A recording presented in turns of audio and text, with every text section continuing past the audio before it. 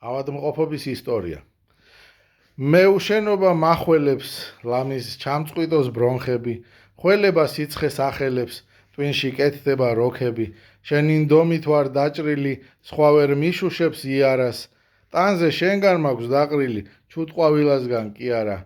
გვერდზე რომ ცივად ჩამივლი, არ იცი რა მემართება, თირკმელში კენჭი გამივლის, ფილტვებში მიდის ანთება, ჩემს ზარებს რომ არ პასუხობ, მითხარი ეგ რა წესია, შენ არ იცი და მე მაგ დროს მეწყება ეპილეფსია.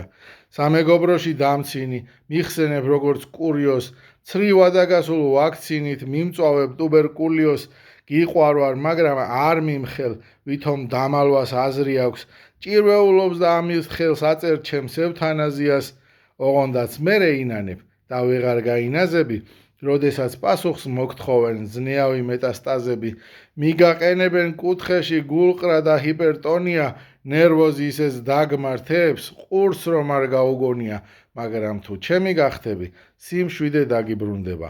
ავად გახდები კი არა, ფრჩხილიც არ ჩაგიბრუნდება.